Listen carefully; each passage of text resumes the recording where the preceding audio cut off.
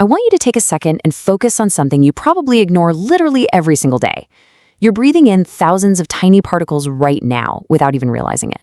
Yeah, at this exact moment, there are invisible specks floating right in front of your face. Seriously, take a look at the air in your room. Like when a beam of sunlight shines through the window and you see all that stuff.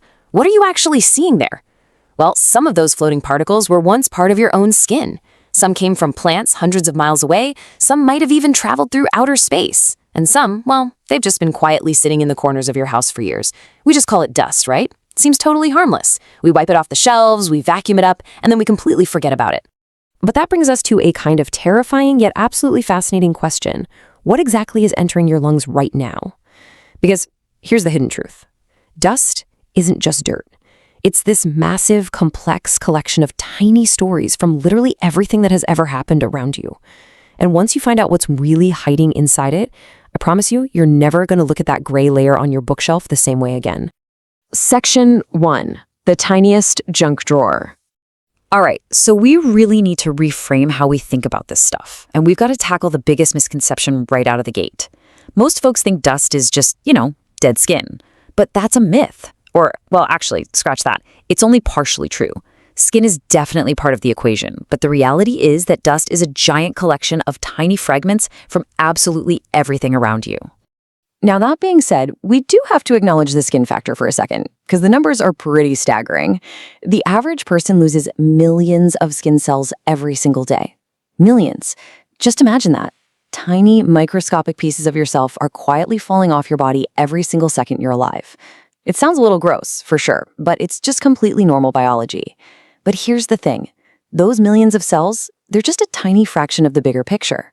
So if it's not all dead skin, what exactly is filling up the rest of your ordinary household dust? Well, you've got tiny fibers breaking off your clothes. You've got pet hair, pollen, mold spores, even fragments of insects. Gross, right?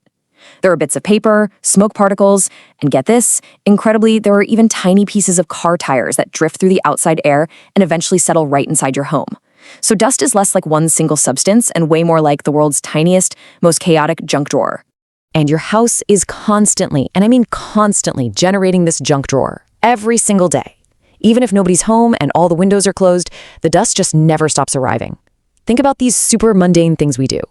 Step 1, you open a door, boom, thousands of new particles rush in. Step 2, you sit on the couch, and tiny fibers break away and launch right into the air. Step 3, you just make the bed, and suddenly a microscopic storm of particles goes airborne. Your house is literally making dust all the time, without even asking your permission. Section 2, the microscopic buffet. So here's where things get a bit creepy. Dust isn't just made of dead things. It is actively alive. Hidden inside your ordinary household dust are these microscopic creatures called dust mites. You've probably heard of them, but you've almost certainly never seen one because their scale is just staggering. Thousands, yes, thousands of these creatures could fit comfortably inside a single teaspoon. They're living right alongside us, completely invisible to the naked eye. Okay, before you panic, let's look at the facts. They don't bite, they don't spread diseases, they aren't secretly crawling across your face at night looking for trouble. Instead, they spend their entire lives just eating dead skin cells, which means to a dust mite, your house is basically an all-you-can-eat buffet. They've been living alongside humans for thousands of years, and most of us never even notice they're there. So that brings us to a pretty logical question. If they're so harmless and they don't bite, why in the world do they make us so miserable? Why do we sneeze? Why does dust trigger allergies and asthma if the mites themselves are just, peacefully munching on dead skin? Well, here's the unfortunate twist. It's the waste. Yeah, it's usually not the mites themselves causing the problems, it's their tiny droppings that become part of the household dust. When you breathe those particles in, your immune system essentially goes into panic mode. The dust isn't actually attacking you. Your own immune system is just attacking the microscopic waste left behind by these little guys. Section 3. Your home's secret diary. All right, moving from biology to forensics. Scientists have figured out something truly amazing. Dust acts as a quiet little diary for your home. This is where it goes from being slightly gross to genuinely incredible. Every single home has its own unique dust fingerprint. It's basically a microscopic record of the people who live there, their habits, and the surrounding environment. Researchers can literally analyze the invisible particles left behind to uncover the secrets of any room. Just look at what this fingerprint can actually reveal. By quietly tracking these particles, scientists can often figure out if you own pets, if someone in the house smokes, or even if children live there. Amazingly, the specific mix of soil, pollen, and synthetic particles can sometimes even let them pinpoint the specific neighborhood your house is located in. No way, right? It literally uses microscopic particles instead of ink to write the daily diary of your life. But lately, a brand new chapter is being written in that diary. The modern ingredient, microplastics. These tiny plastic fragments have now been found almost everywhere scientists look. We're talking in oceans, in rivers, on top of mountain peaks, inside Arctic snow, and even inside the human body. And as you might guess, they are now heavily present in your household dust.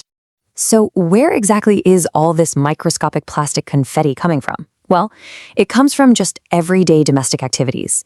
Every single time your synthetic clothes rub together, tiny plastic fibers get released.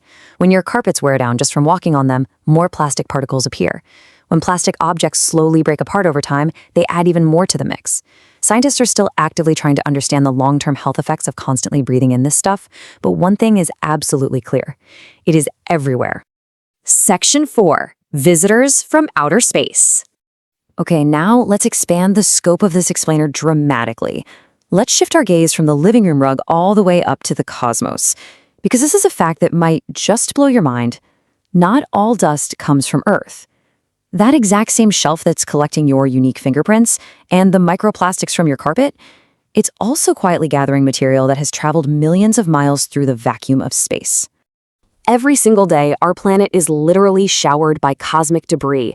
We're talking about microscopic fragments of comets, tiny pieces of asteroids, and ancient cosmic dust. Because these particles are just unbelievably small, they don't burn up like meteors do. Instead, they just gently drift through the Earth's atmosphere, day after day, slowly falling until they settle directly onto your windowsill. The dust in your home is quite literally holding tiny pieces of the universe. Section 5. The ultimate record keeper. Zooming out to the ultimate macro view here, dust isn't just recording the story of your home. It serves as the Earth's greatest historical archivist. When scientists study layers of dust that have been trapped for millennia, like inside ice cores, caves, and ocean floors, each of those layers acts like a page in Earth's diary.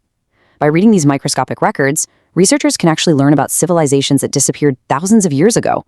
They can track prehistoric massive wildfires, and they can date ancient volcanic eruptions. And now, well, they're finding our modern microplastics in the newest layers.